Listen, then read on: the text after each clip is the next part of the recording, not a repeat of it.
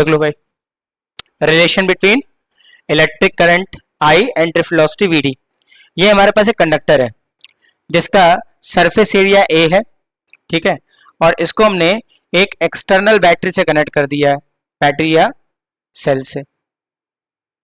जब कनेक्ट करोगे ये पॉजिटिव, ये नेगेटिव, ये high terminal, high potential terminal, और ये लो पोटेंशियल टर्मिनल। तो इलेक्ट्रॉन कुछ इस डायरेक्शन में opposite direction of electric field move करते दिखाई देंगे, जिसकी वजह से करंट डेवलप होगी कितनी, आई। कितनी होगी, आई। ठीक, इस करंट की वैल्यू को निकालना है। तो करंट की वैल्यू अगर हम बात करें तो करंट का फॉर्मूला हमने पढ़ा है I equal to Q by T, I equal to Q by T.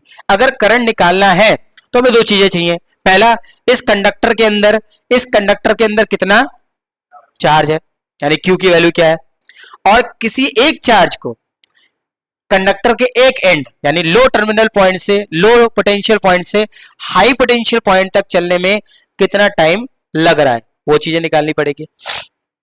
तो लेट कर लिया, लेट क्या लिया, दिखाई दे रहा है। मान लो ये लेंथ, कंडक्टर की लेंथ कितनी है, एल है, कंडक्टर की लेंथ कितनी है, एल, और एरिया ऑफ क्रॉस सेक्शन कितना है, ए है।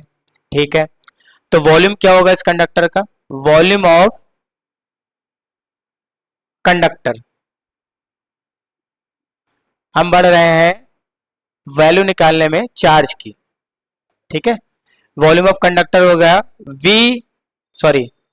V equal to A into L, volume equal to area into length. ठीक है, मान लिया इस वायर के पर मीटर क्यूब पर n नंबर ऑफ चार्जेस हैं, स्मॉल n, इसे नंबर चार्ज डेंसिटी बोलेंगे। Number of free electrons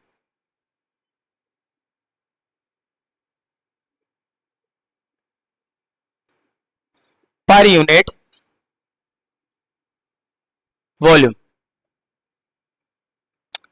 per unit volume. ठीक है, तो पर यूनिट वॉल्यूम पर नंबर ऑफ इलेक्ट्रॉन n है। ठीक है, तो इस पूरे कंडक्टर पे total number of free electron कितने होंगे, total free electrons, total number of free electrons कितने होंगे भाई, volume into N, volume into N, यानी एन ए एल, इतना चार्ज हो गया, इतने नंबर ऑफ फ्री इलेक्ट्रॉन इस कंडक्टर के अंदर हैं।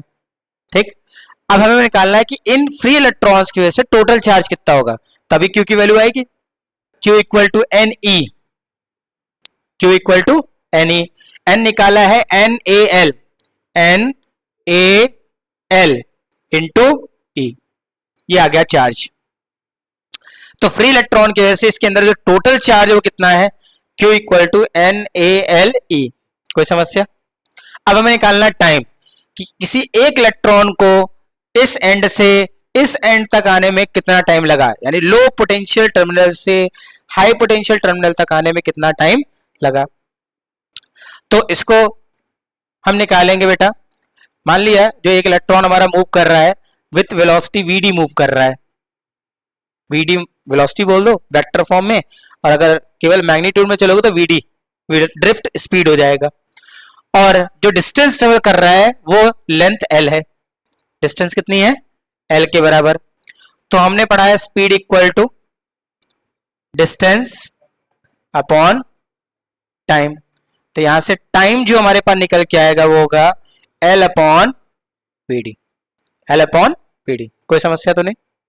ठीक है, देखो हमारे पास t की वैल्यू, टाइम की वैल्यू भी आ चुकी है और साथ के साथ चार्ज भी आ चुका है।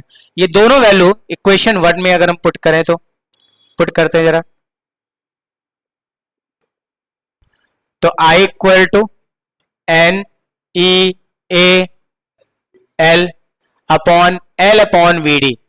देख लो बेटा ध्यान से, हमने क्या किया है, ये वैल्यू यहां पर चार्ज की जगह पर और ये वाली वैल्यू, ये वाली यहां टाइम की जगह पर प्लेस कर दिया। तो हमारे पास इक्वेशन ये बन गई। ठीक है, यहां पर जो एल है, एल से एल कैंसिल और ये अपॉन के अपॉन ऊपर पहुंच गया, तो हमारी रिलेशन आ गया I equals to N E A V D. तो ये रिलेशन होगा करंट और ड्रिफ्ट वेलोसिटी से, ठीक है। ओके, यहां पे एन और ई कांस्टेंट होंगे एक कंडक्टर के लिए, लेकिन अगर हम यहां से रिलेशन और निकालें तो आई डायरेक्टली प्रोपोर्शनल होगा किसके, वीडी के, ठीक। मतलब फ्री इलेक्ट्रॉन की ड्रिफ्ट वेलोसिटी जितनी ज्यादा होगी, करंट की वैल्यू कंडक्टर में उतनी ही ज्यादा होगी, क्लियर। और अगर ड्रिफ्ट वेलोसिटी है ही नहीं तो करंट की वैल्यू क्या होगी, जीरो होगी।